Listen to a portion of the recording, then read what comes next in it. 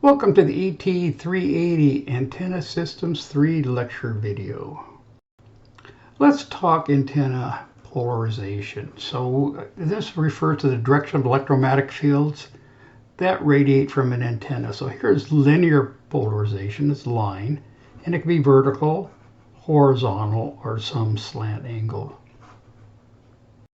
Okay, here's circular polarization, and it runs in circles. So we have a right hand circular and a left hand circular. Okay, here's elliptical polarization where our pattern forms an ellipse, either right-handed or left. Okay, let's talk about beam width and a couple definitions. First one we're going to look at is the half-power beam width. And it is the angle and the distance at where it's a 3 dB on the peak lobe here. So 3 dB also equals 50% cut from the main beam. So it's taking a look at the main beam and at the 3 dB point, minus 3 dB. Okay, so here's a cross section of our beam, and we're looking at the first null beam width. So we're looking at this width here at where the major lobe and the minor lobes connect. So we're looking at this angle here, or actually the distance here at these angles. Signal to noise ratio. This is the measure that compares the level of signal to the level of the background noise. It's a ratio of the two, and it's usually in decibels, and it's also known as SNR. The ratio higher than 1, greater than 0 dB indicates more signal than noise. A high SNR means that the signal is clear and easy to detect, and a low SNR means that the signal is corrupted or obscured by noise and may be difficult to distinguish or recover. Okay, so what about signal to noise ratio in receiving antennas? So the reception of only the desired station with minimal noise is improved by proper antenna selection and design. And we're looking for good frequency discrimination. We want that antenna to work at that frequency and reject other frequency and noises. The antenna should be resonant at the desired receiving frequency and not the noise source. The highest signal level is at resonance. All other signals should be at low level. Directional discrimination could minimize noise. The highest gain is usually only in one direction, and it's usually low gains in other directions. Physical discrimination can minimize noise. The antenna should be removed from the high noise area. Polarization discrimination can minimize noise. And the receiver antenna should be at the same polarization as the transmitting antenna. Here's our antenna classification. So we have wire antennas, which we looked at and will continue. Aperture antennas, reflector antennas, lens antennas, microstrip antennas, and array antennas. So we'll take a look at all those. Okay, so let's look at some more wire antennas. Here's an inverted V dipole antenna where it has a center post and side supports, and it is a wire. It's easy to build, and it's usually used for HR amateur radio bands. And if I had my sailboat, which I don't have, I'd probably use this as an antenna on that. So antenna building and design has been going on for some time. And with the ham field, these guys are building a lot of antennas, and a lot of these older ones are used for different applications. So this is a rhombic antenna, which is a wire antenna in a rhombic parallelogram shape. It has usually two different angles, and it's got a tilt angle, and it works with the principle of traveling wave radiators, arranged in the form of a rhombus or diamond shape and suspended horizontally above the surface of the Earth. So the frequent range of these is 3 megahertz to 300 megahertz. Here's a radiation pattern of a rhombic antenna, and it is directional in all those directions, but when it's all added up, it becomes a directional antenna.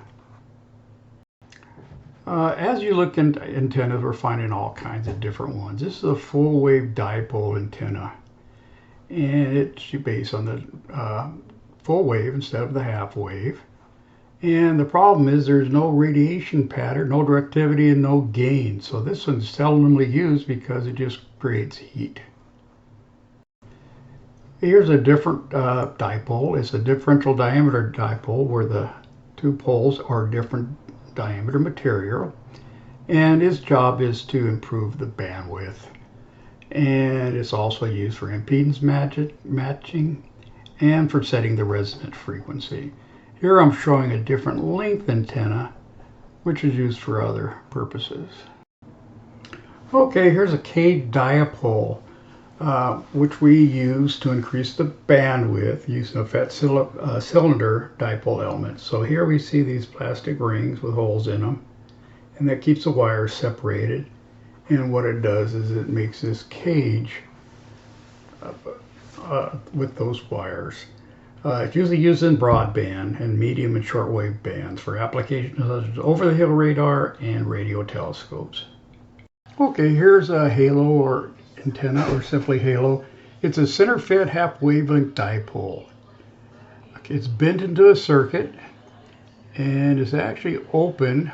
The ends are close, but they're not tight, they're not touching. And this piece here is added for improvement in the signal, but that's a halo. It looks like a halo and it's horizontally polarized. Here's a turnstile or cross dipole antenna. So it's called a turnstile because it looks like a turnstile, and this is two of them stacked on each other. But a turnstile is two half poles 90 degrees apart, and it's fed in a quadrature, which means that the signal is 90 degrees out of phase. So these things are being triggered at different 90 degrees apart. And there's two modes. Normal is horizontally polarized radio, and the other one's axial where they're circular. Here's a bat wing or bow tie, and it's called a bat wing or bow tie because it looks like a bow tie. And they're at 90 degrees. And it's used in VHF and UHF frequencies, and it produces a horizontally polarized signal, and it's got a wide bandwidth, and I don't believe it's used that much anymore. Okay, let's go a little more in depth in monopole antenna. Okay, here's a monoplane. It's called a ground plane monopole. Here's our antenna, and here's our ground plane that's actually in the ground, and those are wires, a ground mesh, so to speak, and it's providing a low impedance path for the return current.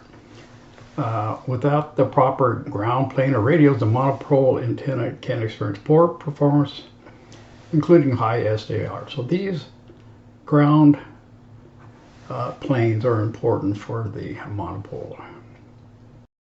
Here's a monopole VHF ground plane antenna. Here's the monopole, and these are the ground planes, inverted V. So it's put there in order to build that ground plane or counterpoles. This next type, the magnetic whip antenna, is an antenna that's used on automobiles and two-way radios and portable radios and things like that, that they have a flexible antenna, and they're used in all kinds of different bands, and they make all these things possible. Otherwise we'd be carrying around a box with a very large antenna connected to it. Here's a shortened monopole with a loading coil that we see on trucks and other vehicles with CB and some hams. And what we have is a short antenna, and we use a loading coil on the bottom here in order to increase the wavelength, or the length of the antenna, and and adjust it to different frequencies that it's used for.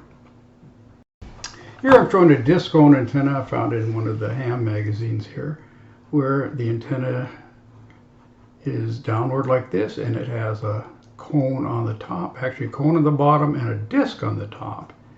And it's used for wideband, high frequency. And so this is a very effective antenna with multiple frequencies. Here's a capacitive top-loaded monopole called a top hat. And you can see this structure on top of an AM antenna. And it's to increase the radiated power of electrically short monopole. The capacitance to ground can be added to the top by attaching horizontal metal conductors, and that increases the current in this vertical monopole. Power radiated by the monopole is proportional to the square of the current in the radiating element. So this ring here increases radiated power. Here's a conical antenna, and the only part about that is it is shaped like a cone, and it's used in directional applications. Okay, let's take a look at array antennas, which includes the Yagi-Uda antenna, the microstrip patch array, the aperture array, and slotted waveguide array. Okay, we have the difference between Yagi and log periodic antennas. So here we have a Yagi which has only one energized element and the rest are passive elements. Here's a log periodic, and they're all powered. And these antennas look very similar, but they're quite different. Here's a Yagi antenna from one manufacturer. This is a very directional antenna. This guy is the dual pole powered, and these are the parasitic. It has a very narrow range, but it is very directional. Here's our little diagram from the manual, and here we have the boom that holds to the elements. The mast would be the vertical piece in this case, and this is the connector. And we have the driven element, the bipole, sorry. And then the rest are reflectors in the back and directors in the front. Okay, let's look at a log periodic antenna. It looks a lot like the Yagi, but it's got a bunch of half wave driven, gradually increasing in this direction, the pair of metal rods. And each of these are alternating phase. And electrically it simulates a series of 2 or 3 element Yagis connected together, which each set of these antennas tuned for a different frequency. Here's a natural log periodic antenna, and you can see that it is got a pair of each rods going large to small, and this one's got a very large frequency range, 200 megahertz to 1 gigahertz, and it's 50 ohm. It's got linear polarization.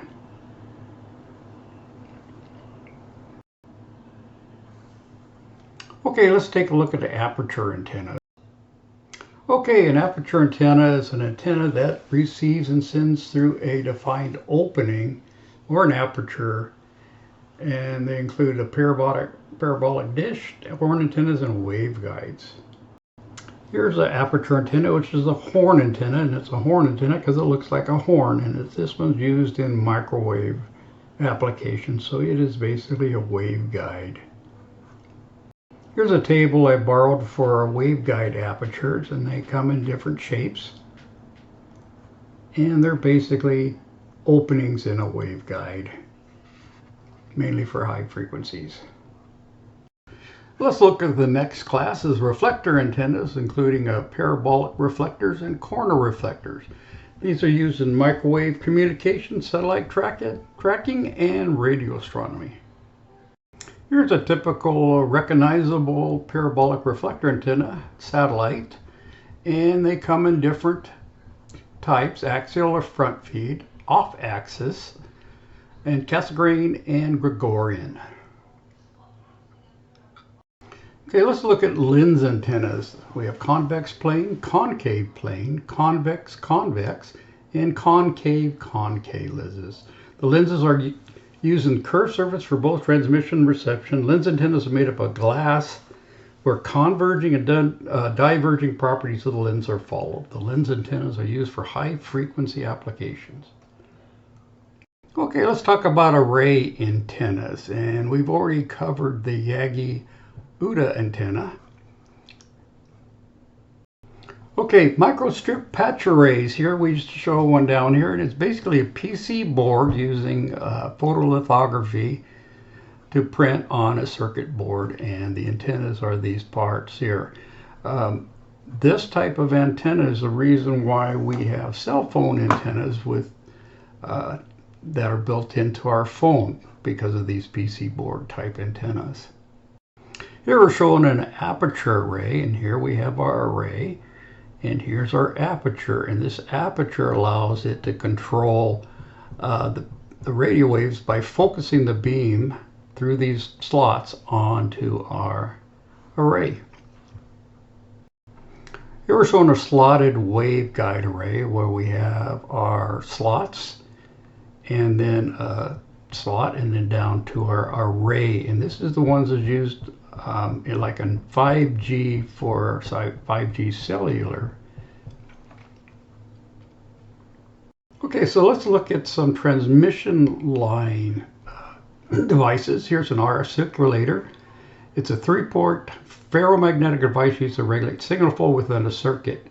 So how it works is these are cavities here, and we have a signal that can be turned to the right, come up through here and turn to the left, or go straight through. And here is a large scale commercial units. Okay, the next item is a duplexer, and it's a 3-port device, and it allows us to use one single antenna for transmitting and receiving. And this duplexer allows the signal to go back to the transmitter or the receiver. And I believe these handles here are adjustments, and here is the commercial unit cavity type.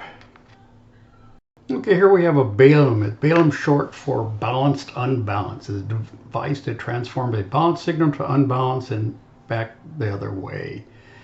They're available to match the impedance between balanced antenna and an unbalanced coaxial cable. Here's a unit that's available for ham operators from MFJ, and they pretty much package everything into PVC pipe, so they all look identical. Here's a current Balun. It's either a choke Balun or a common mode choke, and it's a type of Balun designed to suppress common mode current, which causes feed line radiation and RF interference, ensuring a balanced antenna and feed line. And here's another unit available for hams, and they look basically the same. Okay, here's an antenna isolator, also known as an RF isolator. It's for separating antennas that are on the same device. Let's talk about shorted stubs. They're used in antennas, and they refer to a shorted section of transmission line. It could act as a reactive element, introduce either inductive or capacitive reactance depending on the length relative to the wavelength of the signal. So they're used for impedance matching, filtering, lightness protection, and harmonic suppression. So here's a diagram of a shorted stub, and it's made from a piece of the, in this case, coax. And these are set up for different wavelengths. A detuned antenna coupler. So it's an antenna coupler that's not properly tuned or matched to the impedance of the antenna and the radio. So this would cause problems with power transmission efficiency and actually cause damage to the receiver or transmitter.